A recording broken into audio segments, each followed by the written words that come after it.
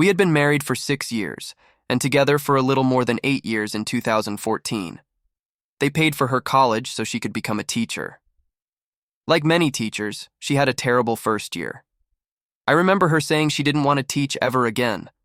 I told her I didn't think she should give up. She changed her major twice after 6 years of school.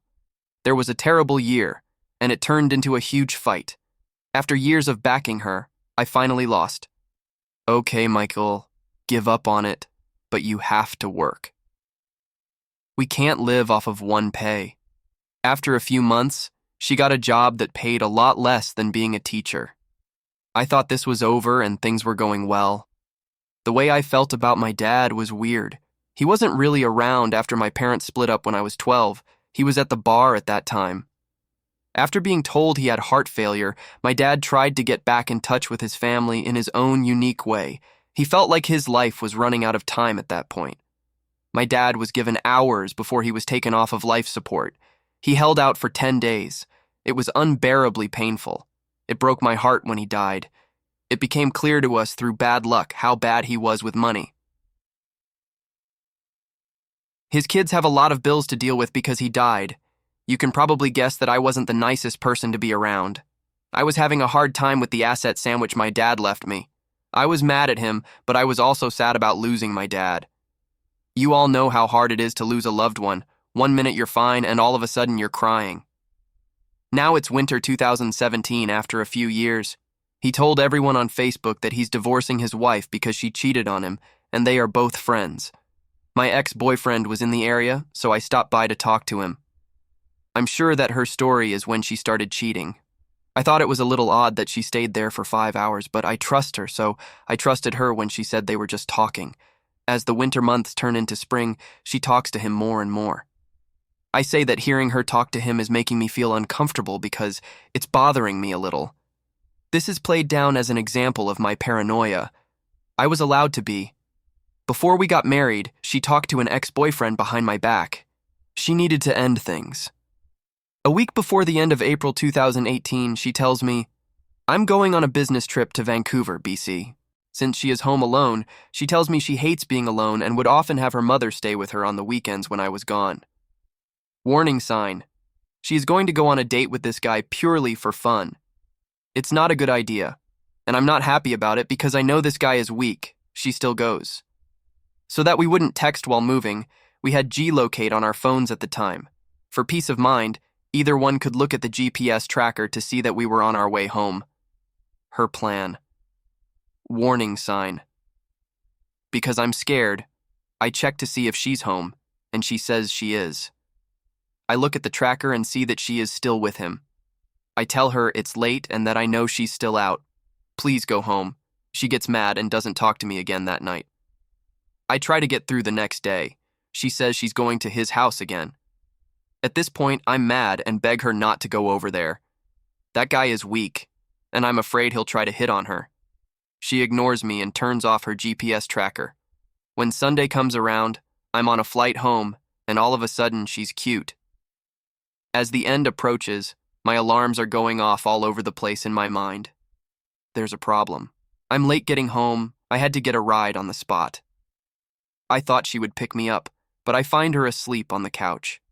After a week of strange events, I'm being led astray to believe that I was being too protective and suspicious. That weekend, I learned that she kissed him only after a long emotional talk and that she doesn't think our marriage is worth saving. I did everything I could think of to fix things for 2 days. Choose to dance. She chose what to do. I suddenly feel very scared and log into her tablet to check her email while she takes the dog for a walk. That's where I found the promise of love to this guy that will never end and how she wants to leave me. I'm completely broken up. I lose it totally when the room starts to spin. I'm having trouble breathing. I call her and let her know. "Do you want to be with him?" I ask her straight out as she runs home. "I think I do." That's when I lose it and start to swear.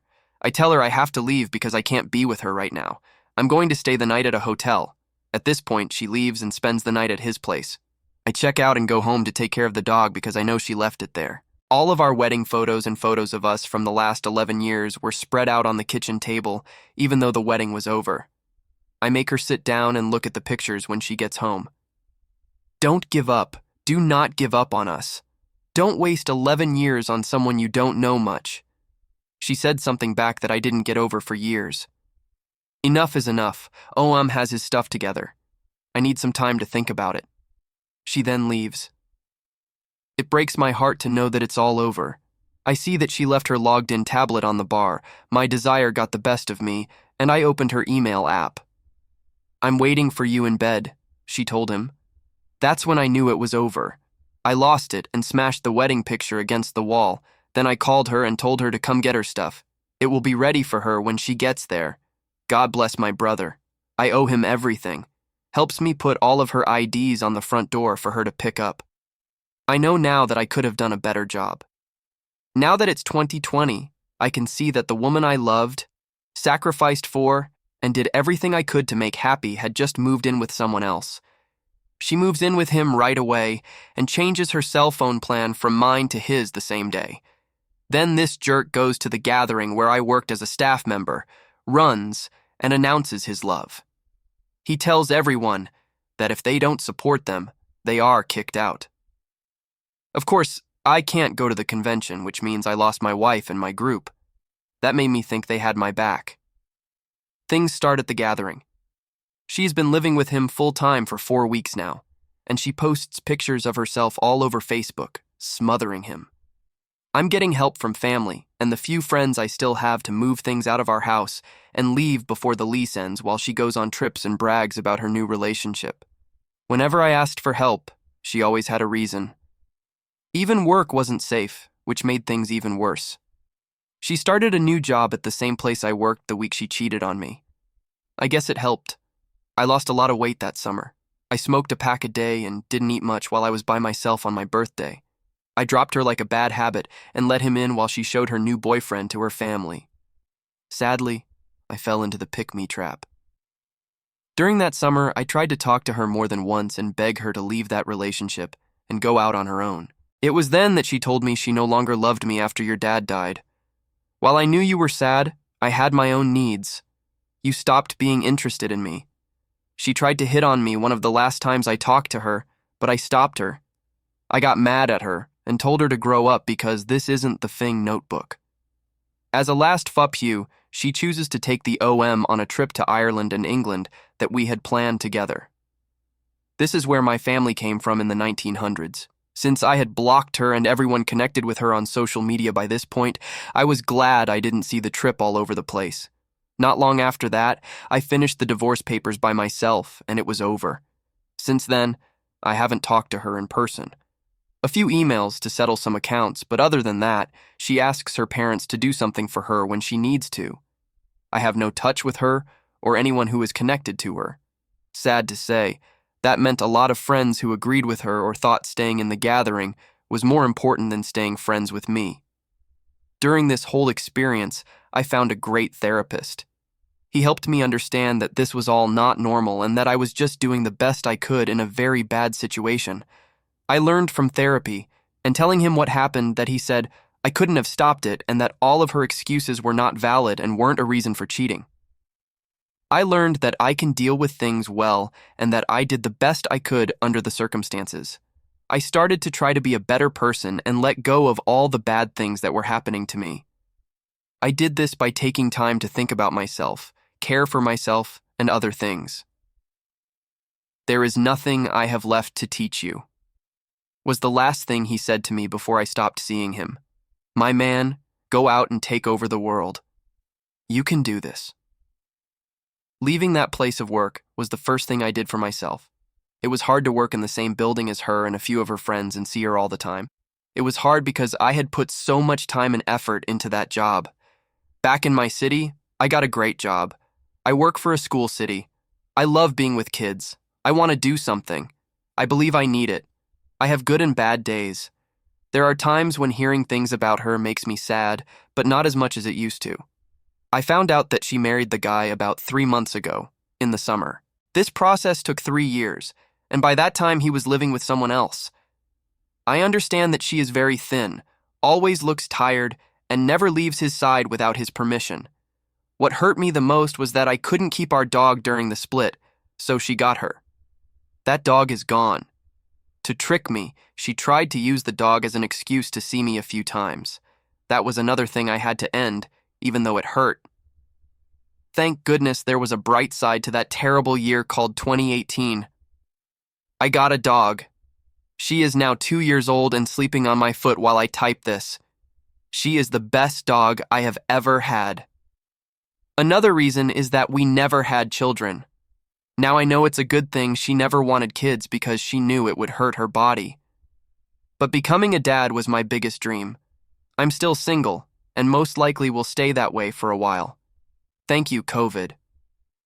I'm almost 40 now, and I don't think that will ever happen to me. We don't know what will happen though, so I can hope. I got to see my family again after leaving the shell of the life we built together. There has never been a better time between us. Mom told me that she got her son back. I saved money for the first time in my life, now that I don't have to work for someone else to spend it. I have hobbies that make me happy that I would have had to file a government case for before. For many years, I thought I was the reason our marriage failed, but I finally learned to love myself again. April of this year marks the 3rd anniversary of D-Day. I've come so far since then. There are still bad days for me. It hurts sometimes, but that's sadness. Sadness never goes away. You don't get over it, you just learn how to deal with it. It's been a long story, so thank you for reading it all the way to the end. Person 1. Sometimes it still hurts, but that's grief. Sadness never goes away. You don't get over it, you just learn how to deal with it. It goes away, though. That sadness will never come up in your mind again. It needs time. It took 7 years. I've now been alive for 11 years. I think about it now and then, but it doesn't make me sad. I'm actually grateful for my ex-girlfriend. She helped me become the person I am today.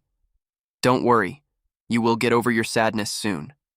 Soon, that will be nothing more than a thought to you. User 2. From what I gather, she is incredibly skinny, looks tired all the time, and doesn't go anywhere without his permission. He believes she is honest, but liars will always find a way. Person 3 on Reddit said, "Your ex sounds like a level 10 jerk who is narcissistic and self-centered. Without a doubt, you'll be better off without her. When you want to date again, it should help you get over your breakup. When someone finds a new, normal person who loves them, it always seems to help. Good luck, and be very thankful that you didn't have children with this person."